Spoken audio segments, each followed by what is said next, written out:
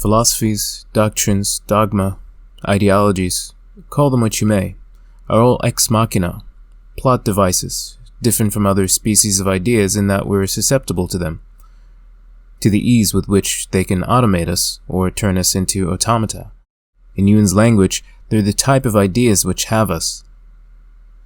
They have the special power of turning the what into an ought. They elicit, oblige, suggest, incentivize, etc., and like language prepositions, cover every angle of intellectual being. Where the original state is uncertainty, confusion, indecisiveness, such ideas descend upon us to inform of us of our reality, carving out a Napian way through which all uncertainty, even the Socratic kind that's conducive to learning, is traversed. Dogma or ideologies, whatever they preach, are indispensable to human existence, valuable, but their value lies not in what they specifically preach, to be exact, but in filling out a certain vacuum. They are remedial to a state which Heidegger calls anxiety, which he holds to be a fundamental mood that reveals the nature of our existence, that arises when we confront the uncertainty and finitude of our being.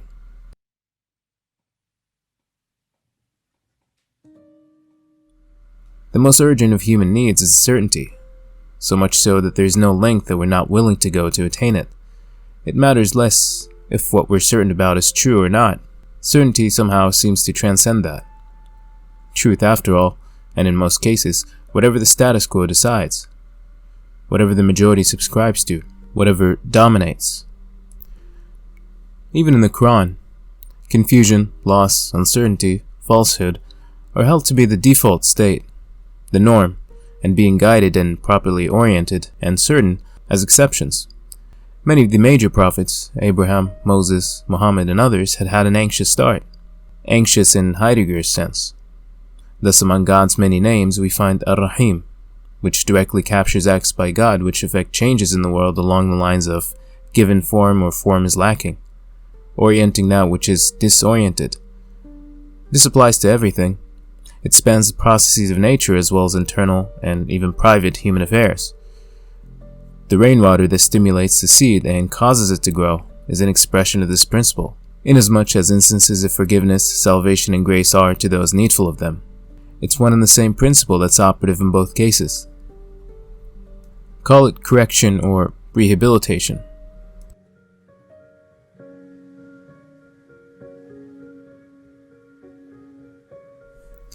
Rahma, as a divine model of action, directly accrues from conditions of shortage, despair, loss, etc.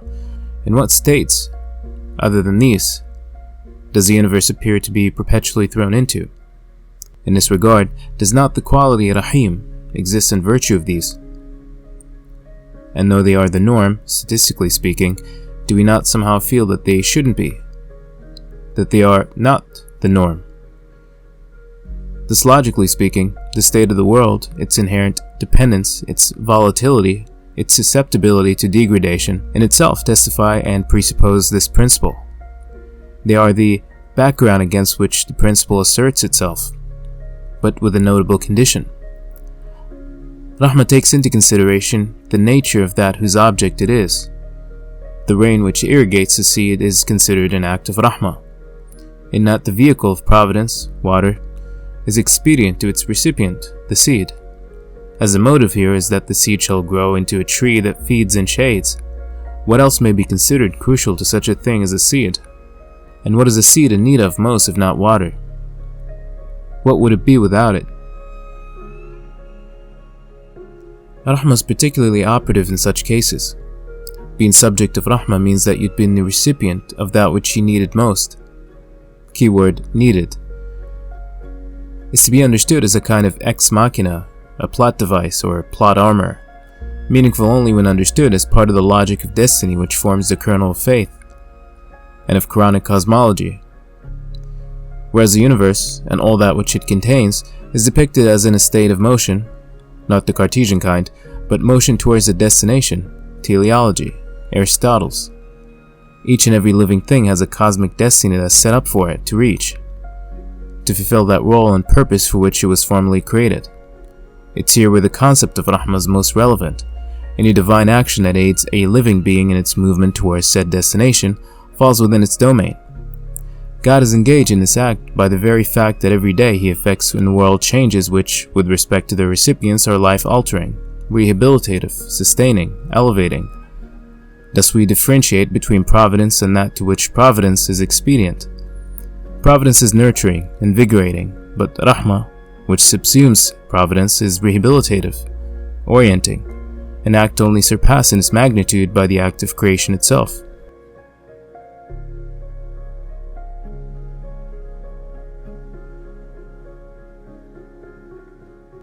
Since the universe and the life forms contained in it are not all the same, and that there are hierarchies of being, different modes of subsistence, different climates and topologies, biological as well as geological, circumstances and forms of dependency below what our faculties can detect, and spiritual and intellectual challenges of various kinds, Rahmah must indeed cover all that.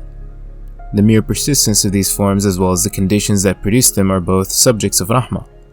The disease and the disease-ridden, the predator and the prey, the darkness as well as the light, insofar as these are meaningful and or give things which are not themselves meaning, circumstantially or ontologically. We think of Rahmah as grace, and grace is something that's exclusive to human beings. Healing after sickness, stability after chaos, guidance after loss, strength after weakness, etc. Those exemplary instances of Rahmah though they be, are known to manifest themselves in the opposite order, in the strangest of ways, often in a contradictory sense to what we're accustomed or expect them to appear. Rahmah may at first seem like it's divesting us, like it's taken away from us rather than given us, annihilating us rather than sustaining us, but that's only because it answers to what's necessary rather than what's convenient, and necessity, as we know, heeds only what's reasonable. Those reasonably sufficient means that are to produce the outcome sought in the most efficient possible way. Blessing in disguise is the expression that's often used. The least favorable situation may prove to be the most remedial, the most necessary, and most necessary is precisely what Rahmah prioritizes. There are other ways of solving problem X, of reversing a crisis, but why this? Why this way and not another? Rahmah here seems to demand another principle, hikmah, which we discussed in a previous video. It's usually interpreted as wisdom, but it's best understood as the analog of Leibniz's principle of sufficient reason, as he formulates it in the monadology.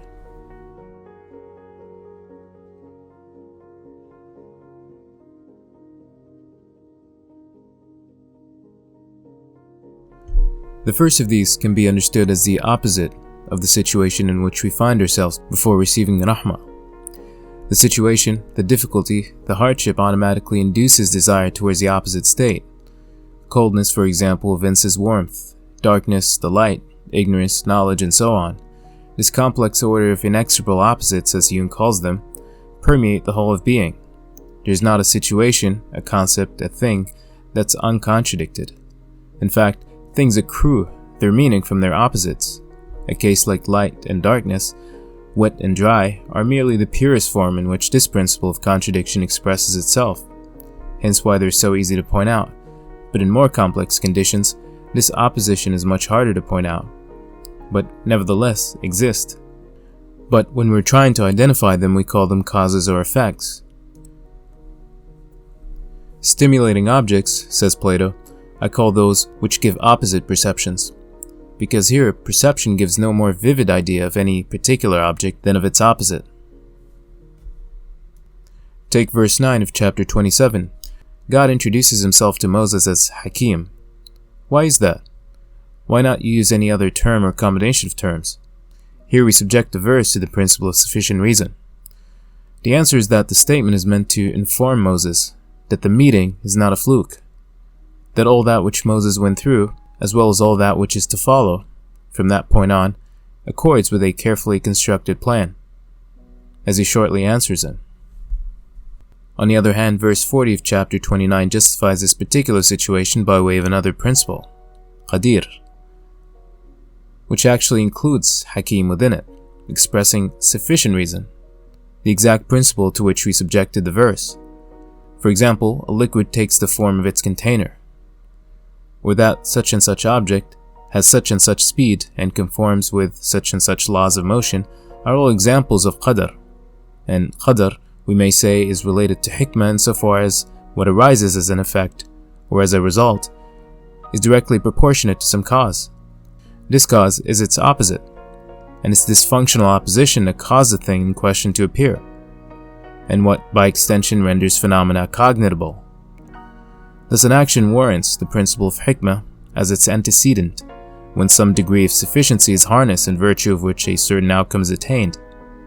An action which we call sufficient must share to the intended result an objectivity as requisite and necessary as that which is said to be shared between darkness and light, wet and dry. And only here do we attain the efficacy needed to render attainable the object of which an action is the cause.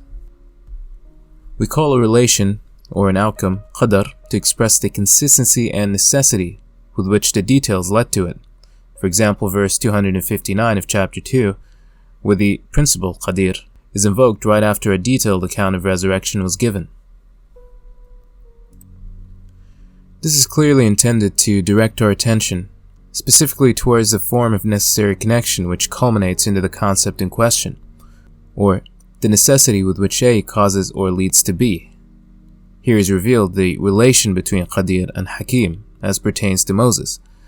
When conveying an overall intention or reason to say that a certain event is not an accident but is strategic and, as it were, logical, he uses Hakim, but in substantiating the statement, in providing the justification for it, an account of cause and effect is supplemented, of A having caused B, which then caused C, which was the right condition from which arose D. Here he deploys the expression Qadir.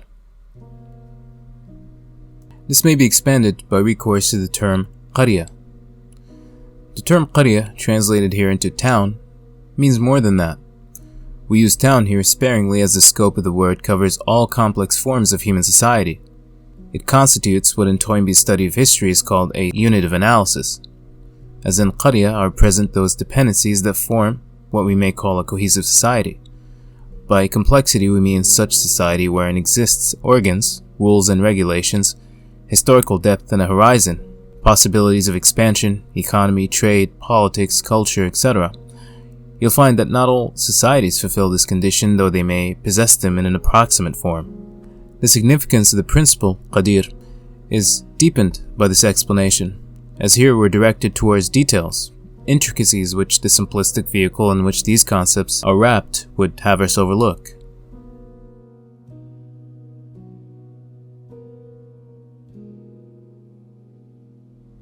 The complexity of Qarya is owing to another term, Arsh, used in the first line of the verse.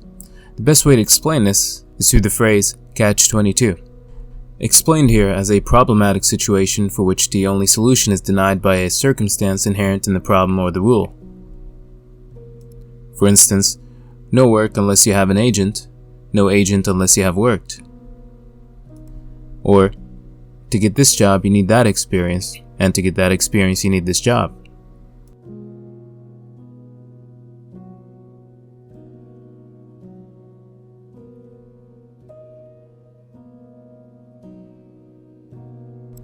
Note how intricately woven are the laws and organs of our society, how a problem afflicting one field would ripple across all others, how, for instance, a society's stability may hinge on the export or import of a particular commodity.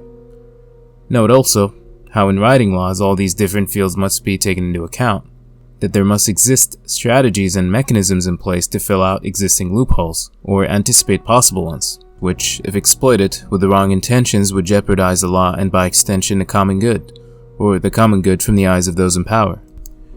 For example, we read in this verse how God destroyed Pharaoh's whole establishment, as translated, where establishment refers to the machinations involved in the process of, if you will, social construction. After all, God describes Pharaoh as Dul Autad.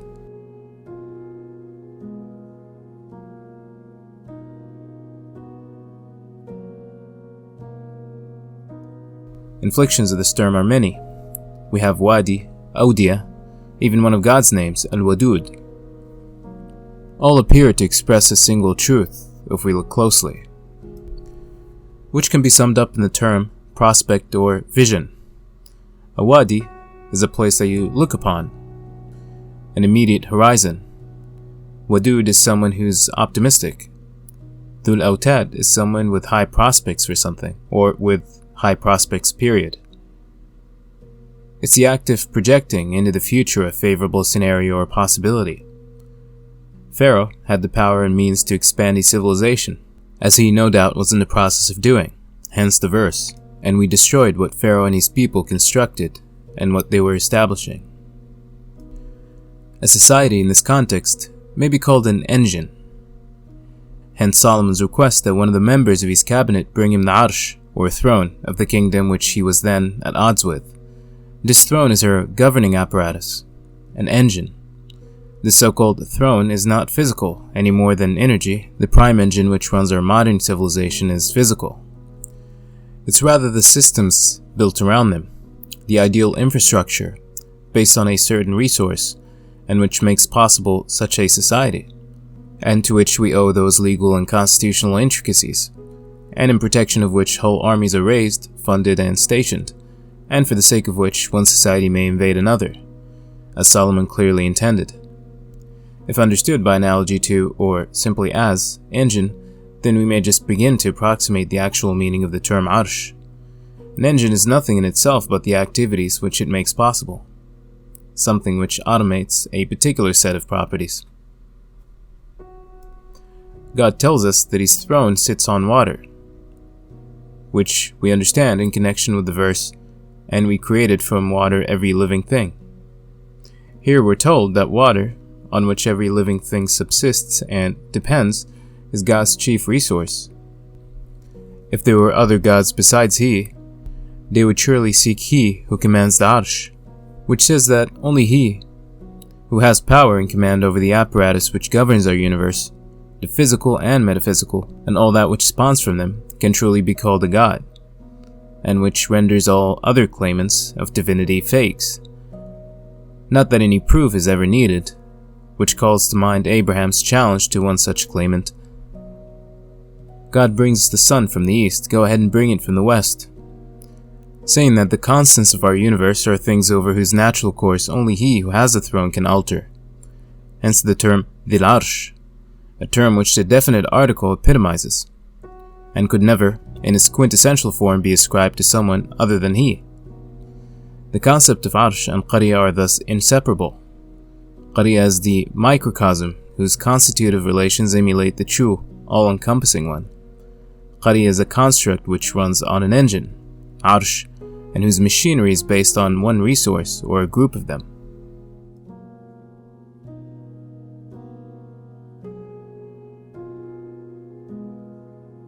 The principles of Rahmah, Hikmah, Qadr, and Rizq are meaningless if not understood with an eye on the concept of Arsh, because divine essences such as truth, mercy, wisdom, grace, love, etc. are essentially providential, and providence is the whole logic of Arsh.